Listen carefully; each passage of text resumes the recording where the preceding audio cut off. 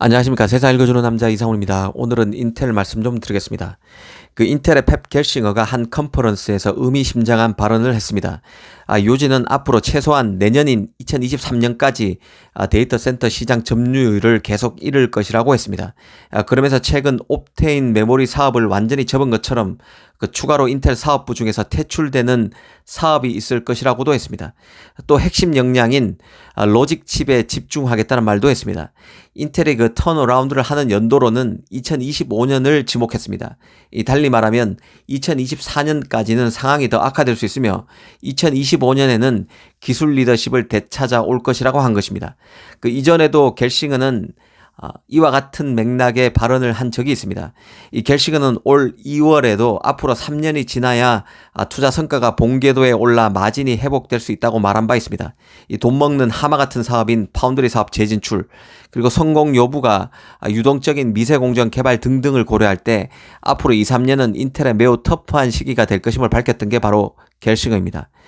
하지만 겔싱어의 이번 컨퍼런스 발언은 이전보다 좀 더 구체적입니다. 일부 사업을 접고 CPU에 더 집중하겠다는 말을 했습니다. 그리고 현재 나오고 있는 인텔의 제품이 AMD의 거센 추격을 무위로 만들 만큼 성능이 강력하지 않다는 점도 인정했습니다.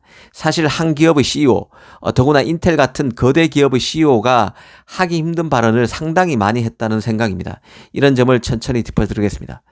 이 겔싱어가 취임한 지도 이제 1년 7개월이 지났습니다. 달리 보면 이제 달라진 인텔의 모습이 그려져야 하는데 표면 위로 드러나고 있는 인텔의 퍼포먼스는 아직 실망스럽습니다. 당장 지난 2020년 무려 21년 만에 재진출을 선언하면서 내놓은 독립형 GPU 알케미스트는 제품이 출시되자마자 혹평을 받고 있습니다. 이 외신에서는 알케미스트가 품질 문제로 인텔의 파트너사들이 생산을 중단하는 압력을 인텔에 넣고 있다는 보도까지 나오고 있습니다. 이 겔싱어가 일부 사업을 접을 수도 있다고 했는데요. 혹여 재진출을 하자마자 이 독립형 GPU 사업을 접으려고 하는 게 아닌가 하는 생각이 들 만큼 인텔의 독립형 GPU를 둘러싼 정황은 좋지 않은 상황인 것 같습니다. 이 악재는 여기서 그치지 않습니다. 이 주력이라는 CPU 쪽도 살얼음판인데요. 인텔이 최초로 EUV 공정을 적용해 내놓는 4나노 CPU인 미티어 레이크의 양산은 계속 밀리고 있습니다.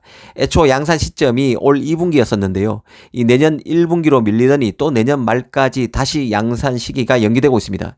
이 10나노 슈퍼핀 공정으로 삼성 TSMC로 치면 7나노 공정인 서버 CPU 사파이어 래피즈 양산도 올 연말에서 내년 초로 양산 일정이 밀렸습니다. 인텔이 신제품 양산에서 버벅거리면서 AMD의 성장은 눈이 부실 정도인데요.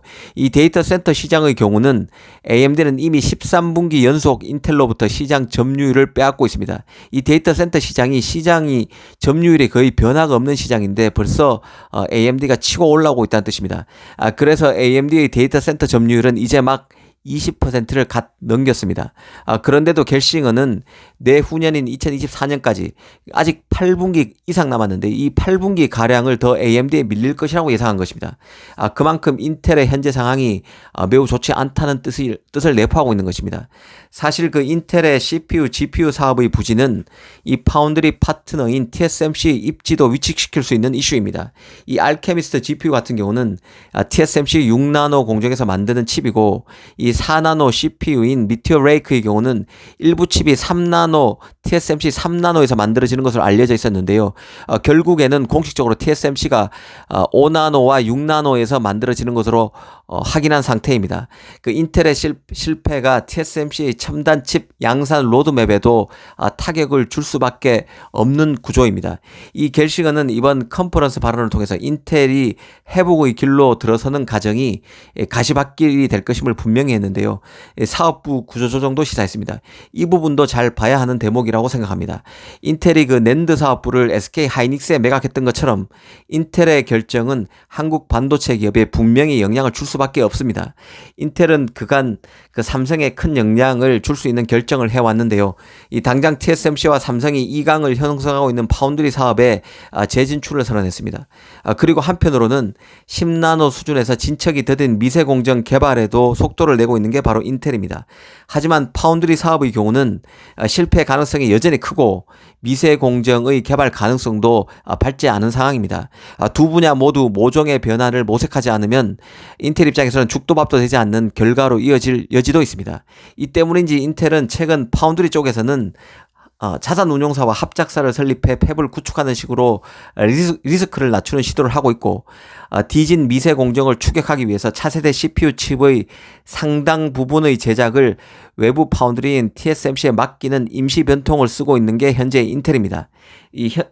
겔싱어는 2025년 다시 그 성장의 길로 접어들 것이라고 했지만, 이것은 단분히 그 미세공정 개발이 순조롭게 된다는 가정하에 나온 전망입니다. 뜻대로 안 될 경우에는 인텔이 팹리스로 전향하겠다는 충격적인 발표를 하지 말라는 법도 없습니다. 미국 정부가 자국 그 첨단 파운드리를 키우고 싶으니 인텔을 삼성 혹은 TSMC와 지지고 볶는 식의 화학적 결합을 모색할 가능성도 배제할 수 없다는 생각입니다. 물론 이런 것은 모두 가정이긴 하지만 현재 인텔이 보여주고 있는 역량, 그리고 오늘 나온 겔싱어의 발언 등을 두루놓고 본다면 황당하다고 치부할 수 없는 시나리오라는 게 개인적인 판단입니다. 그만큼 인텔의 재건은 우여곡절이 많을 수밖에 없습니다. 특히 반도체가 국가 전략 자산이 되면서 이 상식 밖의 결정이 상식이 돼가는 시대가 되고 있습니다. 인텔 겔싱어의 지나치게 솔직한 발언을 보면서 이런저런 생각을 한번 해봤습니다. 감사합니다.